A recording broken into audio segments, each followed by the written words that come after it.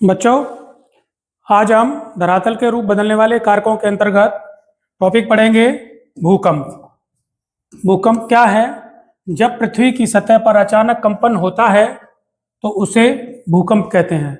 मतलब भूपर्पटी का ऊपर का जो हिस्सा है और जितनी भी वहाँ पर स्ट्रक्चर बनी हुई हैं और ऊपर की परत पर अगर कंपन होता है तो वो चीज़ें हिलती हुई नजर आती हैं, तो पता चलता है कि पृथ्वी की ऊपरी सतह पर भूकंप आया हुआ है। भूकंप आने का कारण क्या है? स्थल मंडलीय प्लेटों की गति के कारण पृथ्वी के आंतरिक भाग में हलचल उत्पन्न होती है, जिससे धरातल पर कंपन महसूस होता है। स्थल मंडलीय प्लेटें आपस में या तो टकराती हैं या दूर होती हैं, तो उसकी इंटरनल स्ट्रक्चर, जो अंदरूनी संरचना है, उसके अंदर हलचल होती है और उससे कंपन पैदा होते हैं। उस कंपन से पृथ्वी की ऊपरी सतह पर कंपन होता है, इसी को भूकंप कहा जाता है। स्थल मंडलीय प्लेटों की गति से जो हलचल उत्पन्न होती है उन्हें भूकंपीय तरंगें उत्पन्न होती हैं। मतलब उनसे भूकंपीय तरंगें उत्पन्न होती हैं जो हलचल स्थल मंडलीय प्लेटों की गति के कारण होती है।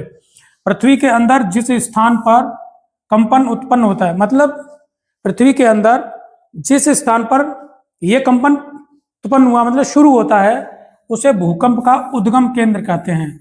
मीन्स फोकस ऑफ अर्थक्वेक कहा जाता है।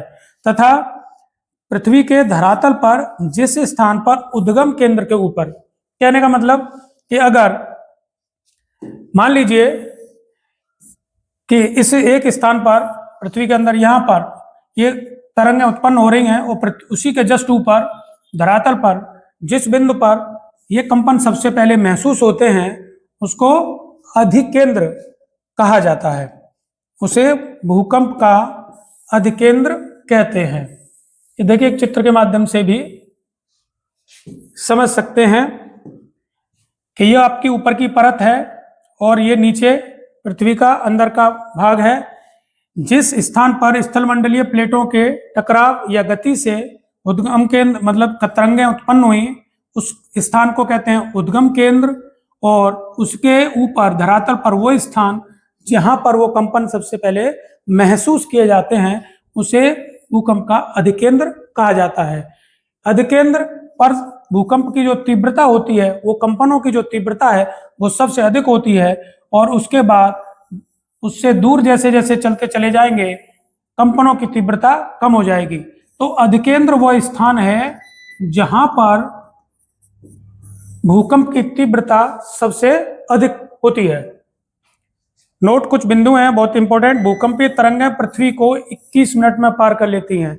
अगर पृथ्वी की ऊपरी सतह पर एक जगह पर कहीं और वहां से कंपन अगर निकल के जाए तो पृथ्वी के दूसरी तरफ अगर निकले 6731 किलोमीटर का जो आपका डाया है, उसमें पार करने में लगभग 21 मिनट का समय लेगी। भूकंप की तीव्रता को रिक्टर पैमाने पर मापा जाता है। रिक्टर पैमाने पर इसको मापते हैं। इसमें रिक्टर पैमाना पर जितनी उसकी तीव्रता कम होती है उसका प्रभाव उतना ही कम होता है और जितनी तीव्रता अधिक होती है उतना ही वो विनाशकारी होता है। आमतौर पर देखा गया है कि भूकंप की तीव्रता अगर 7 से ज्यादा है, इवन नॉर्मली देखें तो 6 से ऊपर भी अगर जब तीव्रता होती है तो वो बहुत ज्यादा विनाशकारी होने लगती है।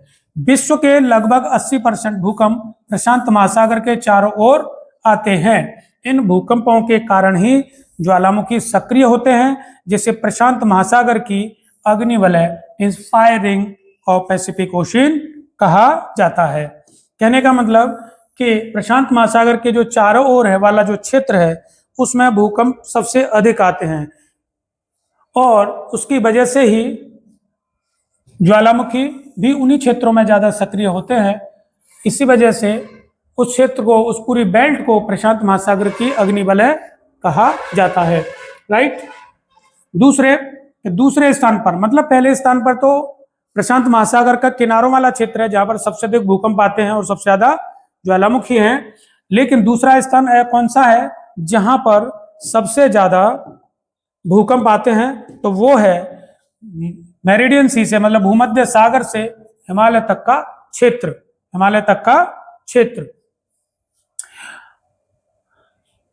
जिसे अंतर्महाद्वीपीय पेटी भी कहा जाता है।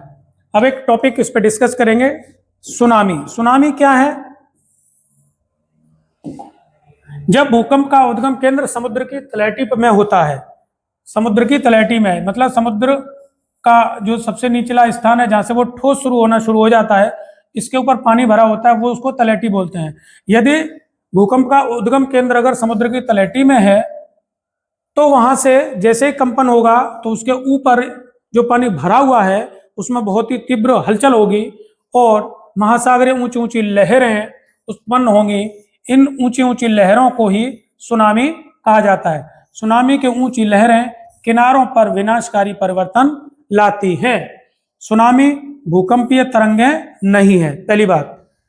मतलब भूकंप की तरंगें अलग हैं, उन तरंगों से जो पानी में हलचल हो रही है उससे जो लहरें उत्पन्न होती हैं उनको सुनामी कहा जाता है, न कि सुनामी अपने आप में भूकंप की तरंगें हैं। राइट। भूकंप से बचाव के लिए हम क्या कर सकते हैं?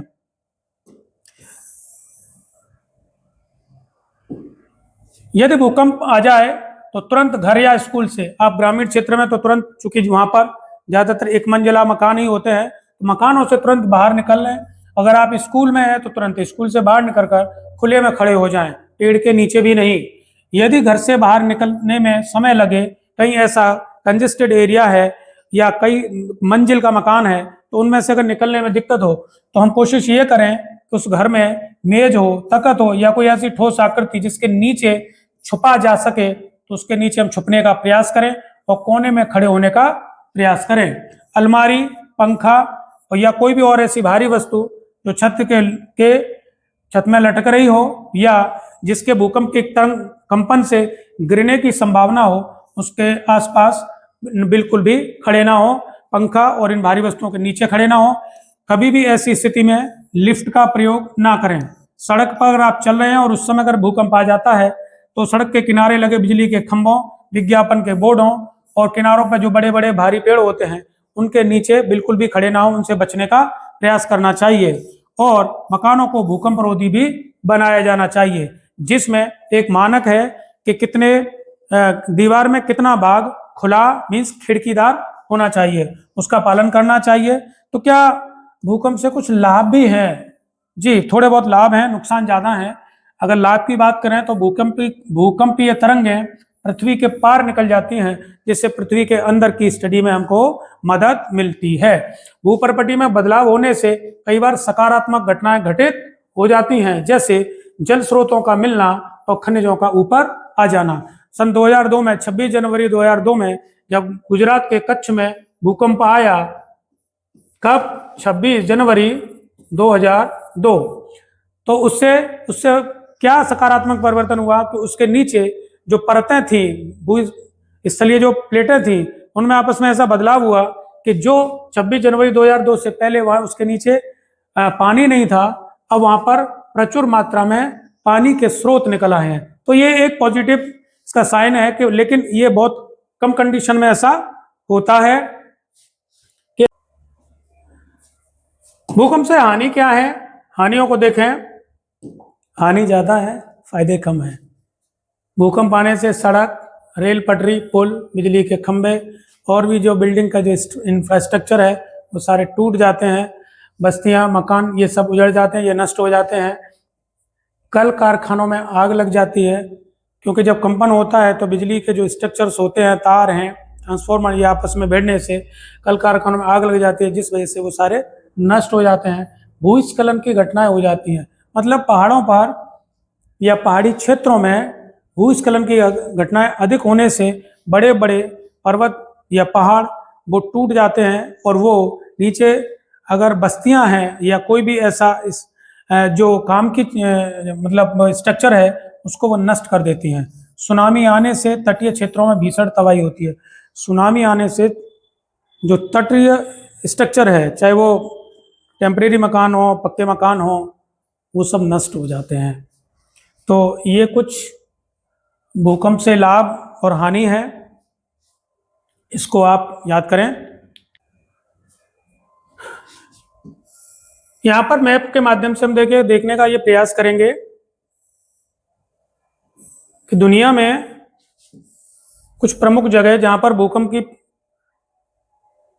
संभावना अधिक होती है या भूकंप ज्यादा आते हैं, तो वो हम यहाँ पर देखिए। आप ये चित्र में आपको जो दिख रहा है, ये पैसिफिक ओशियन है पूरा, पैसिफिक ओशियन। और पैसिफिक ओशियन की ये देखिए पूरी जो फायर रिंग अग्निबलय वाला जो क्षेत्र है, इसमें आपको नजर आ रहा होगा ये जो रेड रेड जो जोन बने हुए हैं, ये वाले, इन सब जगहों पर भूकंप अधिक आते हैं। देखिए इसी में यहाँ पर एक जगह देखिए, ये जापान वाला दिख रहा है क्षेत्र। जापान में लगभग रोजाना से भूकंप आते हैं, इस प्रकार का एक एवरेज है वहां। और देखिए, और थोड़ा क्लियरली इसको देख लें।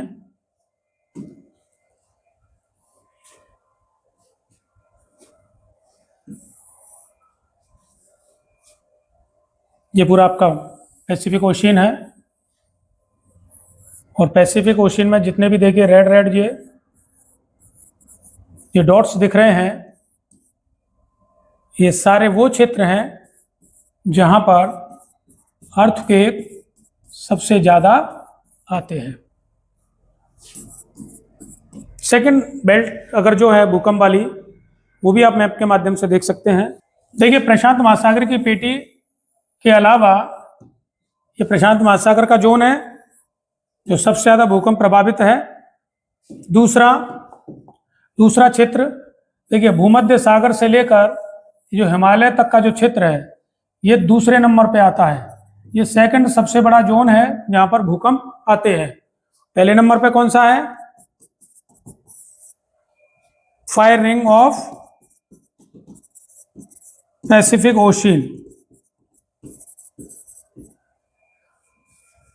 और दूसरे नंबर पर ये मेरिडियन सी से हिमालय तक का ये जो जोन है, ये सब भूकंप प्रभावित है। और ये इधर ये पैसिफिक ओशियन में पूरा जोन सबसे ज्यादा प्रभावित होता है। ठीक है।